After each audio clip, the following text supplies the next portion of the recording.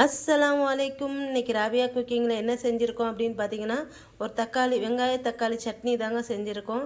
இந்த தக்காளி சட்னி வந்து சுட்டு நம்ம வந்து வெங்காயம் தக்காளி எல்லாம் சுட்டுட்டு வந்து செய்ய போகிறோம். இது வந்து வித்தியாசமாக டேஸ்ட்டு வந்து வித்தியாசமாக ரொம்பவே நல்லாயிருக்கும்.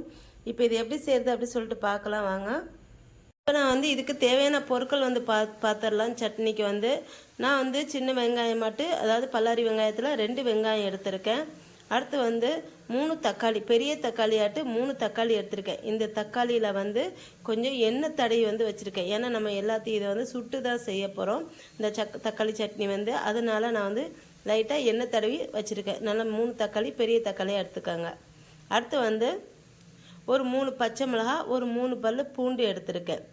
அடுத்து கொஞ்சமாக மல்லி இலை, கொஞ்சமாக புதினா இலை எடுத்திருக்கேன். இவ்வளோ தாங்க இதுக்கு வந்து பொருள். வந்து ரொம்ப ஈஸியாக சட்னி வந்து தக்காளி சட்னி வந்து செஞ்சிடலாம்.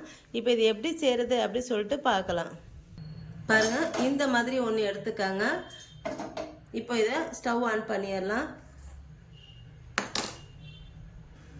ஸ்டவ் ஆன் பண்ணிவிட்டு ஃபஸ்ட்டு தக்காளி வந்து நான் வந்து சுட்டுக்கிறேன்.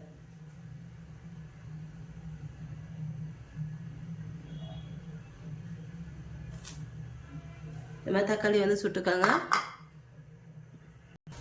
இப்போ இதை திருப்பி விட்டுக்கலாம்.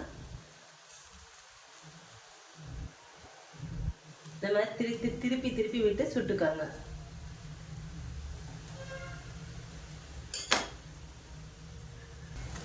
பாருங்க, தக்காளி எல்லாத்தையும் நான் வந்து சுட்டு எடுத்துக்கிட்டேன்.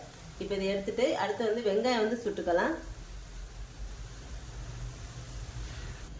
பாருங்க, தக்காளி வந்து சுட்டுட்டேன்.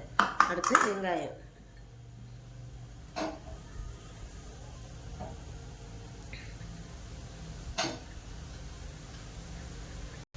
இப்போ பாருங்க, இந்த வெங்காயத்தையும் சுட்டாச்சு. இப்போ இதையும் எடுத்து வச்சுக்கலாம்.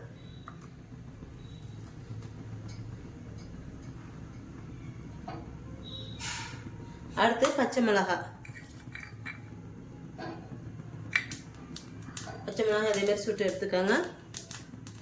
இப்போ நான் பச்சை மிளகாயை நல்லா சுட்டு எடுத்துக்கிட்டேன். இப்போ இதையும் எடுத்து வச்சிடலாம்.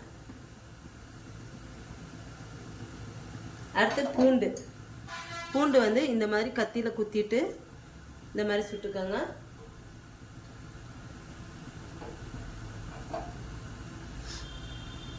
இப்போ பூண்டு எல்லாத்தையும் நான் சுட்டுட்டேன். இப்போ இது எல்லாத்தையும் ஆற வச்சிடலாம். ஆற வச்சுட்டு ஒரு மிக்சியில் போட்டு இப்போ அரைச்சி எடுத்துக்கலாம். இப்போ ஸ்டவ் ஆஃப் பண்ணிவிட்டு இப்போ ஒரு ஜாரில் வந்து இந்த வெங்காயம் எல்லாத்தையும் கட் பண்ணி சேர்த்துக்கணும். கட் பண்ணி சேர்த்துட்டு அதோட இந்த புதினா மல்லி சேர்த்துட்டு நல்லா அரைச்சி எடுத்துக்கணும். இப்போ பச்சை மிளகாய் சேர்த்துட்டேன். அடுத்து வெங்காயம் எல்லாத்தையும் சேர்த்துக்கிறேன். இப்போ இந்த மல்லி புதினாவும் இதோடு சேர்த்துக்காங்க. சேர்த்துட்டு தேவையான அளவு உப்பு சேர்த்துக்கிறேன். அடுத்து இந்த பூண்டையும் சேர்த்துட்டு இப்போ இதை வந்து அரைச்சி எடுத்துக்கலாம். தண்ணி ஊற்ற வேண்டாம். அவ்வளோதாங்க, சட்னி வந்து அரைச்சாச்சு. இப்போ இதை வந்து இந்த பவுலில் வந்து மாற்றிக்கலாம். பாருங்கள், சட்னி வந்து ரெடி ஆயிடுச்சு. தக்காளியை வந்து நல்லா சுட்டுக்காங்க. அப்போ தான், அதாவது லோ ஃப்ளேமில் வச்சுட்டு நல்லா சுட்டுக்கணும். அப்போ தான் பச்சை வாசனை வந்து வராது சட்னியில். இல்லை வந்து பச்சை வாசனை வந்து ஒரு சிலருக்கு இந்த பச்சை வாசனை வந்து பிடிக்காது. அதனால் தக்காளி வந்து நல்லா லோ ஃப்ளேமில் வச்சு நல்லா சுட்டு எடுத்துக்கோங்க. அவ்வளோதாங்க, சட்னி வந்து சூப்பராக இருக்கும். இட்லி தோசைக்கு வந்து ரொம்ப நல்லாயிருக்கும். கண்டிப்பாக நீங்களும் ட்ரை பண்ணி பார்த்துட்டு எப்படி இருக்குன்னு சொல்லுங்கள். என்னோட இந்த வீடியோ உங்களுக்கு பிடிச்சிருந்தா லைக் அண்ட் கமெண்ட் ஷேர் பண்ணிக்கோங்க.